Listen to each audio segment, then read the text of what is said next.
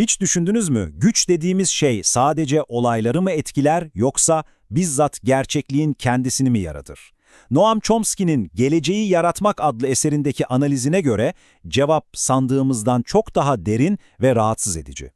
Gelin şimdi güç sahiplerinin dünyayı nasıl şekillendirdiğini ve kendi gerçekliklerini bize nasıl kabul ettirdiklerini birlikte inceleyelim. İşte her şeyi başlatan o sarsıcı sözler.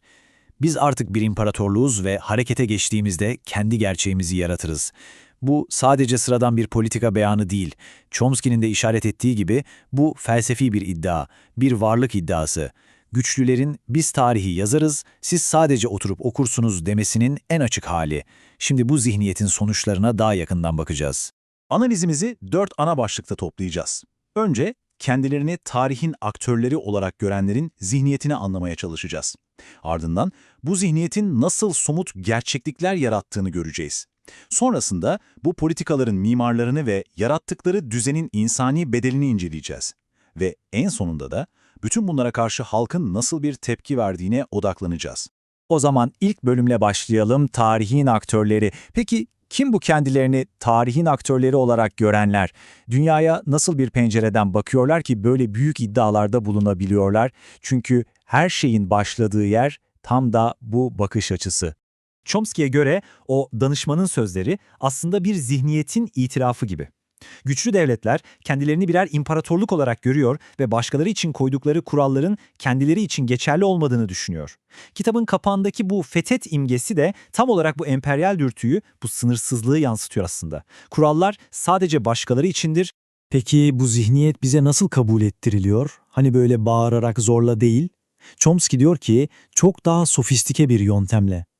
Düşünün, bir parti çizgisi var ama kimse bunu size ilan etmiyor. Bu adeta soluduğunuz hava gibi sorgulanması akla bile gelmeyen bir varsayım haline geliyor. Tartışmalara elbette izin veriliyor, hatta teşvik ediliyor ama sadece o görünmez sınırların içinde. Asıl önemli sorular o sınırların hep dışında kalıyor. Peki bu dünya görüşü pratikte nasıl işliyor? Gelin şimdi dış politika satranç tahtasında gerçekliğin nasıl ilmek ilmek dokunduğuna daha yakından bakalım. İşte en temel, üstü kapalı varsayım. Biz dünyanın sahibiyiz. Chomsky'nin tespiti bu. Bu yüzden mesela ABD güçlerinin başka bir ülkedeki varlığı asla yabancı bir güç olarak görülmüyor. Bu onların doğal hakkı olarak kabul ediliyor. Condoleezza Rice'ın Irak'taki İranlıları yabancı savaşçılar olarak tanımlarken, aynı topraklardaki on binlerce Amerikan askerinin varlığını zerre sorgulamaması, bu zihniyetin ne kadar içselleştirildiğinin kusursuz bir örneği. Eğer dünyanın sahibi sizseniz, o zaman geri kalanlar ne olur? İşte bu noktada Chomsky'nin çok önemli bir kavramı devreye giriyor. Önemsiz insanlar. Yani görüşleri ve istekleri politika yapıcılar tarafından denklemden tamamen çıkarılanlar. İster Iraklıların işgalin bitmesini isteyenler olsun, ister savaşa karşı çıkan kendi Amerikan halkı. Onların ne istediği, politika belirlenirken hesaba katılan bir veri değil. Çünkü onlar önemsiz. Şimdi rotamızı biraz değiştirelim ve ekonomik alana bakalım. Çünkü bu gerçeklik yaratma meselesi sadece askeri alanda değil, burada da hem de çok daha acımasız bir şekilde işliyor. Sahneye NAFTA çıkıyor. Yani Kuzey Amerika Serbest Ticaret Anlaşması. Bize sunulan parlak yüzü ne? Serbest ticaret. Herkesin kazanacağı harika bir sistem. Ama Chomsky diyor ki bir de madalyonun öbür yüzü var. Tortilla savaşları adını verdiği yıkıcı gerçekler. Sormamız gereken soru şu: bu serbestlik kimin içinde ve bedelini kim ödedi?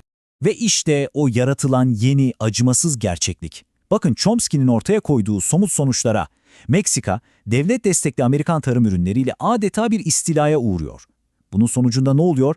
Yerli çiftçiler kendi topraklarından sürülüyor, tarım sektörü çöküyor, ücretler düşüyor ve insanlar hayatta kalmak için tek bir çare görüyor: kuzeye göç etmek. Kağıt üzerindeki o serbest ticaret anlaşması milyonlarca insan için işte böyle bir hayatta kalma mücadelesine dönüşüyor.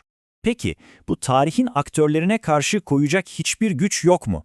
İşte bu soru bizi son bölüme, yani halkın tepkisine, proletaryanın direnişine getiriyor. Occupy hareketini hatırlarsınız.